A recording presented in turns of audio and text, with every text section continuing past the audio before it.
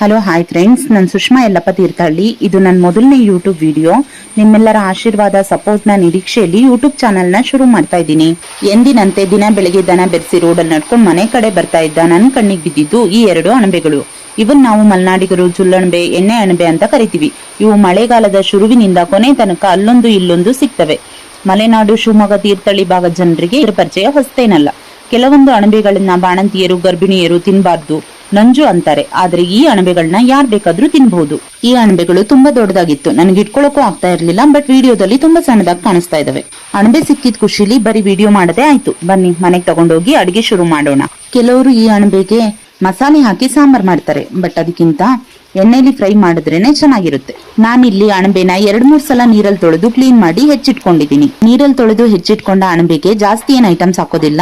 ನಾನಿಲ್ಲಿ 2 ದೊಡ್ಡ ಈರುಳ್ಳಿ, 2 ದೊಡ್ಡ ಟೊಮೊಟೊ, 2-3 ಹಸಿಮೆಣಸು, 1 ಚಮಚ ಅರಿಶಿನ ಪುಡಿ, ಸ್ವಲ್ಪ ಎಣ್ಣೆ, ರುಚಿಗೆ ತಕ್ಕಷ್ಟು ಉಪ್ಪು, 1 ಚಮಚ ಕಾಳು ಮೆಣಸಿನ ಪುಡಿ ತಗೊಂಡಿದ್ದೀನಿ. ನಾನಿಲ್ಲಿ ಅಡಿಗೆನ ಸೌದೆ ಒಲೆಯಲ್ಲಿ ಮಾಡ್ತಾ ಇದ್ದೀನಿ. ಮೊದಲಿಗೆ ಬಾಣಲಿಗೆ ಎಣ್ಣೆ ಹಾಕಿ ಬಿಸಿ ಮಾಡ್ಕೋಬೇಕು. ನಂತರ ಅದಕ್ಕೆ ಹೆಚ್ಚಿಟ್ಟ 2 ಈರುಳ್ಳಿ, 2 ಟೊಮೊಟೊ, ಸ್ವಲ್ಪ ಉಪ್ಪು ಹಾಕಿ ಬೇಯಿಸ್ಕೊಳ್ಬೇಕು.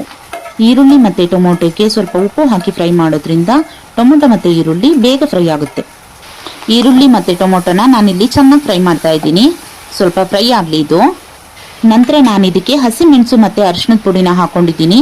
ವಿಡಿಯೋ ಮಾಡ್ತಾ ಸ್ಕಿಪ್ ಆಗಿದೆ, ಸಾರಿ. ನೋಡ್ತಾ ಇದ್ದೀರಾ, ಈರುಳ್ಳಿ ಮತ್ತೆ ಟೊಮೊಟೊ ಚೆನ್ನಾಗಿ ಬೆಂದಿದೆ. ನೀವು ನೋಡ್ತಾ ಇರ್ಬೋದು. ನಾನು ಇನ್ನೊಂದು ಪಾತ್ರೆಯಲ್ಲಿ ಅಣಬೆನ ಹೆಚ್ಚಿ ನೀರಲ್ಲಿ ಹಾಕಿಟ್ಕೊಂಡಿದ್ದೀನಿ. ಆ ಅಣಬೆನ ಚೆನ್ನಾಗಿ ನೀರನ್ನೆಲ್ಲ ಹಿಂಡಿ ತಕ್ಕೊಳ್ಬೇಕು. ಆ ನೀರನ್ನ ತೆಗ್ದಿರೋ ಅಂತ ಅಣಬೆನ ಈ ಮಸಾಲೆ ಒಳಗಡೆ ಹಾಕಿ ಚೆನ್ನಾಗಿ ಕೈ ಬಿಡದಂತೆ ಫ್ರೈ ಮಾಡ್ಕೊಳ್ಬೇಕು. ಅಣಬೆ ಬೇಯಕ್ಕೆ 5-10 ನಿಮಿಷ ಟೈಮ್ ಸಾಕು. ಅಣಬೆ ಚೆನ್ನಾಗಿ ಬೇಯ್ತಾ ಬಂದ್ಮೇಲೆ ಅದರಲ್ಲೇ ನೀರು ಇರುತ್ತೆ, ಅದು ನೀರು ಬಿಡುತ್ತೆ. ನಿಮಗೆ ನೀರಿನ ಅವಶ್ಯಕತೆ ಇದ್ದಲ್ಲಿ ಆ್ಯಡ್ ಮಾಡ್ಕೊಳ್ಳಿ. ನಮ್ಮನೇಲಿ ನಾವು ತುಂಬ ಜನ ಇರೋದ್ರಿಂದ ನಾನಿಲ್ಲಿ ಸ್ವಲ್ಪ ನೀರು ಆ್ಯಡ್ ಮಾಡಿದ್ದೀನಿ. ಮಧ್ಯಾಹ್ನದ ಊಟಕ್ಕಾಗಿರೋದ್ರಿಂದ ನಮ್ಮ ಮನೇಲಿ ಎಲ್ಲರೂ ಇದನ್ನ ಅನ್ನಕ್ಕೆ ಹಾಕೊಂಡು ಊಟ ಮಾಡ್ತಾರೆ. ಅದಕ್ಕೋಸ್ಕರ ನಾನು ಸ್ವಲ್ಪ ನೀರು ಆ್ಯಡ್ ಮಾಡಿದ್ದೀನಿ. ನಾನು ಸ್ವಲ್ಪ ನೀರು ಹಾಕ್ತಾ ಸ್ವಲ್ಪ ಜಾಸ್ತಿನೇ ಹಾಕಿದ್ದೀನಿ. ಸ್ವಲ್ಪ ಬತ್ಲಿ ಅಂತ ಹೇಳಿ ಹಾಗೆ ಬಿಟ್ಟಿದ್ದೀನಿ. ಇದು ನೀವು ಅನ್ನದ ಜೊತೆ ಹಾಕೊಂಡು ಊಟ ಮಾಡ್ಬೋದು. ರೊಟ್ಟಿ, ಚಪಾತಿ, ಪೂರಿ ಯಾವುದ್ರ ಜೊತೆ ಬೇಕಾದ್ರೂ ಕಾಂಬಿನೇಷನ್ ಚೆನ್ನಾಗಿರುತ್ತೆ. ಫೈನಲ್ ಆಗಿ ನಾನು ಇದಕ್ಕೆ ಕಾಳು ಮೆಣಸಿನ ಪುಡಿ ಹಾಕಿದ್ದೀನಿ. ಅದು ವಿಡಿಯೋದಲ್ಲಿ ಸ್ಕಿಪ್ ಆಗಿದೆ.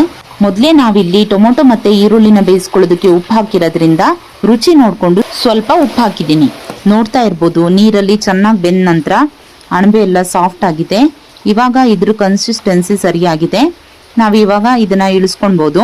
ಹಿಂಗೆ ಮಲೆನಾಡಿನ ಹಲವಾರು ವೈಶಿಷ್ಟ್ಯಗಳನ್ನ, ಮಲೆನಾಡಿಗರ ಪ್ರತಿನಿತ್ಯದ ದಿನಚರಿಯನ್ನ ಹೊತ್ತು ತರುವ ಆಸೆಯಿಂದ ನಾನ್ ಬರ್ತೀನಿ. ಫಾಲೋ ಮಾಡಿ, ಅತಿ ಹೆಚ್ಚು ಲೈಕ್ ಕೊಟ್ಟು ಸಪೋರ್ಟ್ ಮಾಡಿ. ನಾನ್ ನಿಮ್ಮನೆ ಮಗಳು ಸುಷ್ಮಾ ಯಲ್ಲಪ್ಪ ತೀರ್ಥಹಳ್ಳಿ.